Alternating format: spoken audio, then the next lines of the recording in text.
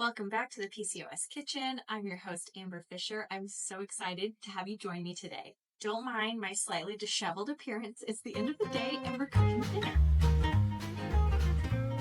So I wanted to bring you guys along. I'm cooking something that I'm kind of making up as I go along a little bit from some of the vegetables in my garden. So today we are chopping up a bunch of eggplant. We're actually going to mince it, mix it in with some ground pork and some tomatoes from the garden. And then hopefully we're going to make like a little bolognese type sauce and put that on top of some healthier pasta. I've got this pasta that I've been using lately called brahmi, and it's like part lupini beans, part durum wheat. So it's a little bit higher fiber, a little bit higher protein, and I've been really liking it, the flavor and texture of it. So I'm going to use that. So as you can see, I have already diced up a bunch of these, but I need to mince them down further. I don't know about you, but I'm not like a huge fan of eggplant on its own. I do like eggplant parm, but who doesn't? And so I'm going to use this little guy. This is one of my favorite kitchen tools. I highly, highly recommend getting one of these. There's also some where you can like push down the lid to mince, but this I really like because you can just kind of go at it and it gets everything really small. So we're going to get all of this minced up really small while the pork is cooking, and then we will add them together. One of my favorite tips for if you have a vegetable that you're not crazy about, but you'd like to eat more of it, in my case, eggplant. I planted eggplant in my garden because they're really pretty and I wanted to harvest them, but I didn't necessarily want to eat them. So one of my favorite tips for this is to hide them in sauces or into like something that you're going to stuff in something else. So I'll often stuff zucchini and I'll like mince down some ground meat with some of the veggies that I'm just not like wanting to taste the full impact of. Or in this case, I'm going to mince down this eggplant so that it blends in with the ground meat and the tomato, and you don't really notice that there's a ton of eggplant in here, but you're getting a lot of that nutrition.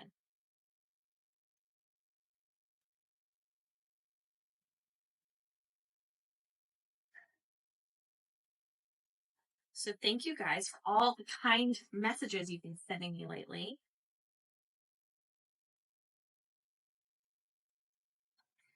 Thank you guys for all the kind messages you've been sending me lately. I've been really appreciating them.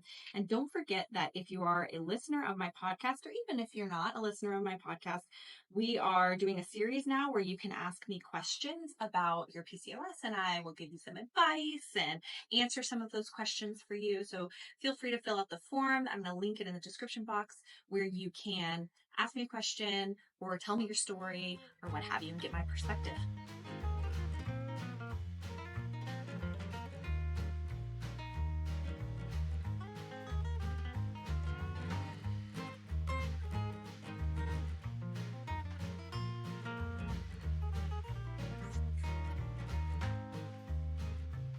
Okay, I might cut down some of these eggplants too, but for now, this is enough. So let's go ahead and do some garlic and some onion in here as well. Those flavors always complement something like this. And then I'm going to run out to the garden and grab some basil because I think some basil would be good in the base of the sauce.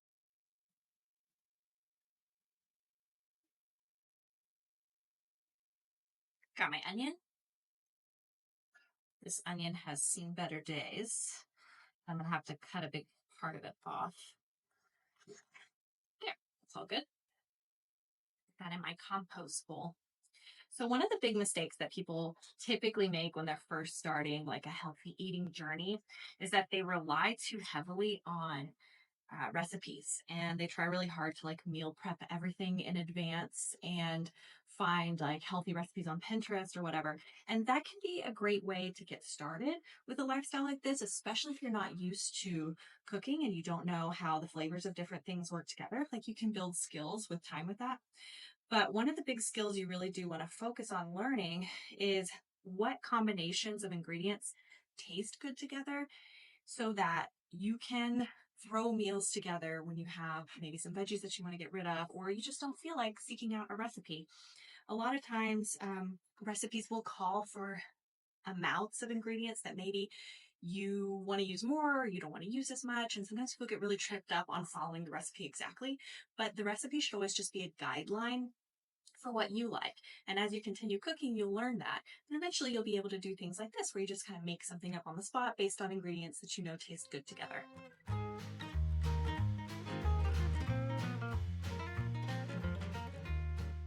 If anyone has advice for how to deal with the eye watering because of onions, I have tried it all. I've tried the like damp rag trick and it doesn't seem to do anything for me. So if you know of a better way, let me know. Okay, now let's do a little bit of garlic and then we'll grab some herbs and we'll throw it all in the pot.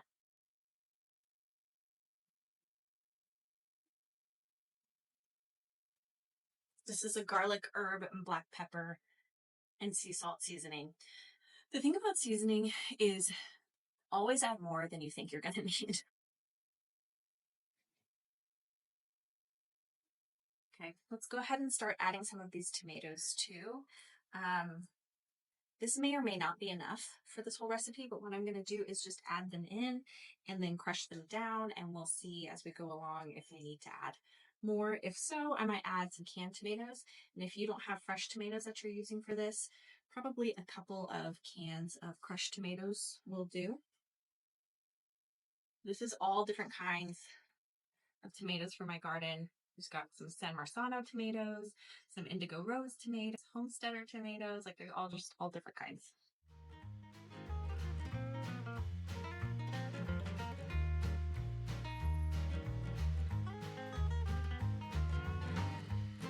I grabbed some oregano too.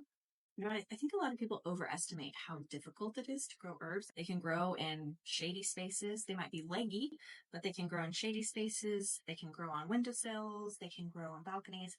And with the amount of money that they want to charge for fresh herbs at the grocery store, like I really don't know how they get away with that because they're so easy to grow. So let's go ahead and try some of this.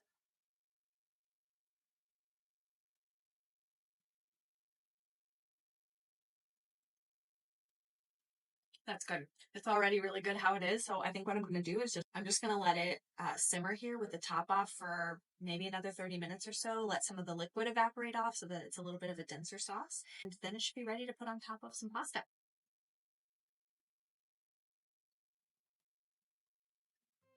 Thank you so much for joining me on the PCOS Kitchen again. I appreciate you being here. Let me know if you tried this recipe. I'd love to know how it went for you. Don't forget to like and subscribe, and definitely hit that little bell so that you can be updated when I post a new episode. See you guys soon.